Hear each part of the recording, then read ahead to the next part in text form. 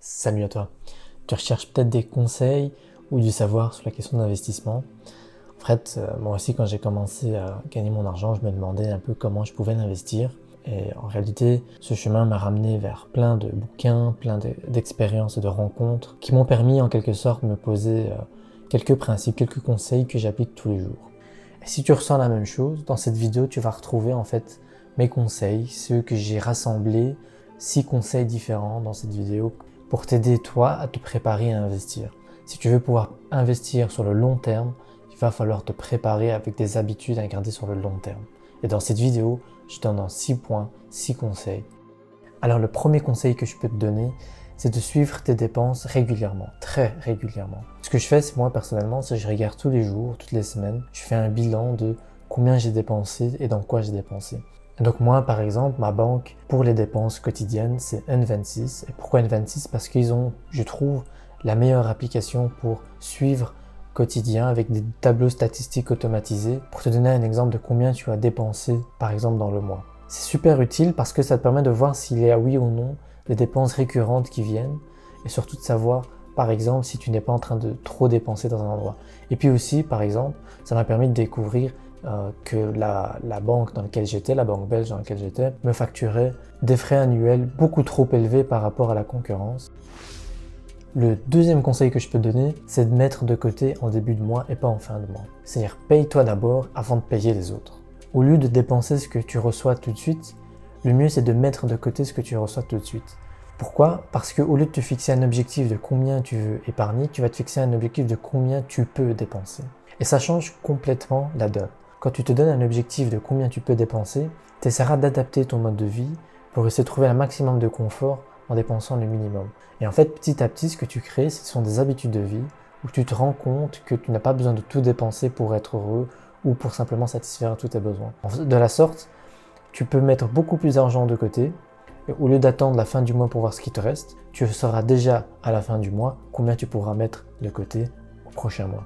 Installe les applications, utilise les applications, suis de manière régulière ce que tu dépenses, regarde les données qui sont des plusieurs mois précédents de tes comptes, et regarde quelles sont les dépenses récurrentes que tu pourrais supprimer. Et moi, par exemple, ce que je fais, c'est qu'en début de mois, je mets une grosse partie de mes revenus, presque 60% de mes revenus de côté, et je le mets en fait dans une autre banque, un compte auquel je n'ai pas accès, que je n'utilise pas pour mes dépenses, qui n'est pas enregistré sur Apple Pay ou sur Google Pay. Donc je ne peux jamais vraiment utiliser cet argent. Et j'utilise cet argent que lorsque je souhaite envoyer de l'argent dans mon compte d'investissement. C'est pour moi la stratégie la plus efficace pour mettre un maximum d'argent de côté. Le troisième conseil que je peux donner, c'est d'abord de se constituer un fonds d'urgence. C'est quoi un fonds d'urgence? C'est un compte, ou en tout cas c'est de l'argent que tu gardes de côté, qui permet de pouvoir combler n'importe quelle urgence qui pourrait survenir dans la vie. Je parle par exemple d'un accident qui peut être aussi de perte de revenus. Typiquement, ça peut être par exemple, vous perdez du jour au lendemain votre boulot ou votre principal client et vous allez au fil des mois devoir combler pour maintenir votre niveau de vie à court terme. C'est super important, pourquoi? Parce qu'il y a énormément de personnes qui se lancent dans plein de projets. Faute de fonds d'urgence, tout d'un coup, il y a une catastrophe qui arrive, ils doivent sortir de l'argent et ils se sentent très mal. Pourquoi? Parce qu'ils ne sont pas capables de pouvoir honorer leurs obligations ou simplement de pouvoir honorer leurs responsabilités. Par exemple, moi je garde 6 mois de dépenses mensuelles en fonds de réserve. Pourquoi 6 mois? C'est parce que si demain j'ai plus de revenus, je pourrais encore pouvoir assurer mon mode de vie pendant 6 mois. Et c'est pendant ces 6 mois-là, c'est pas juste attendre que tout se passe bien, c'est aussi pouvoir trouver quelque chose et d'autres revenus ou essayer des nouvelles choses, trouver un travail. En tout cas, ça me permettrait de maintenir la tête hors de l'eau et surtout d'amortir le choc psychologique d'une perte importante. Et ce fonds de réserve, super important, il ne faut jamais le toucher. Ni pour un investissement, ni pour acheter une belle voiture. Ce fonds d'urgence, il est là pour vous protéger, c'est votre meilleure assurance. Et vous avez tous intérêt à le garder intact. Mon quatrième conseil, c'est de se débarrasser des crédits à taux d'intérêt élevé. Quand on veut investir, on se dit, tiens, les investissements, ça peut rapporter beaucoup, autant prendre de l'argent, ne pas rembourser mes crédits, et puis je vais investir. Le souci, c'est que lorsque vous avez un crédit, par exemple sur carte de crédit, avec des taux d'intérêt de 15%, de 12%, ou voire pire en France, à plus de 20% dans certaines situations, vous vous trouvez avec des crédits qui seront en réalité beaucoup plus chers que les gains que vous pourrez espérer des marchés financiers par exemple. Et donc, c'est se débarrasser de ces crédits-là le plus vite possible va vous permettre d'économiser énormément d'argent sur les intérêts, alors que si vous en débarrassez rapidement, vous allez pouvoir déjà rentabiliser vous-même votre argent.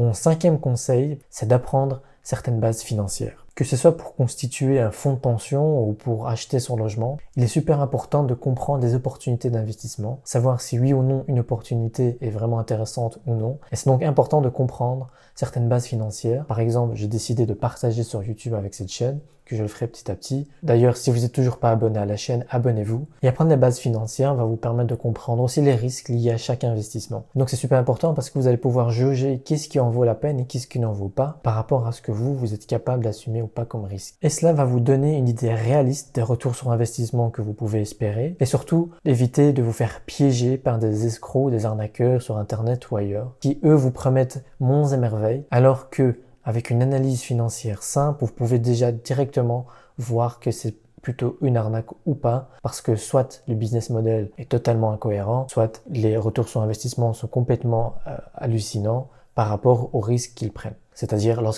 vous avez l'impression qu'il n'y a aucun risque et qu'ils vous promettent un très gros retour, c'est qu'il y a une anguille sous la roche.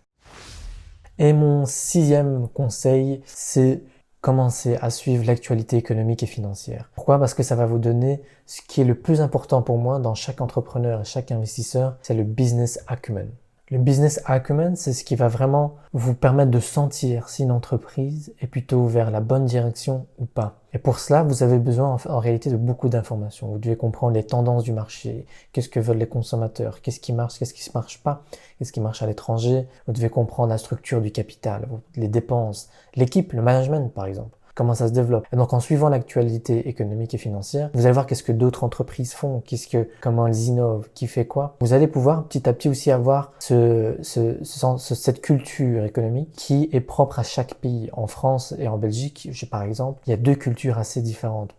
Pareil aux États-Unis ou au Royaume-Uni, il y a encore des cultures différentes par rapport à la France et à la Belgique. Et ces cultures-là sont pourtant très importantes parce que qu'on le veuille ou non, le système économique n'est pas universel et il y a énormément de biais culturels. Et donc suivre l'actualité économique, c'est super important pour vous-même vous imprégner de ces cultures économiques dans chaque pays, comprendre l'évolution des entreprises et aussi de suivre les entreprises que vous voulez suivre, par exemple, si vous souhaitez investir dedans.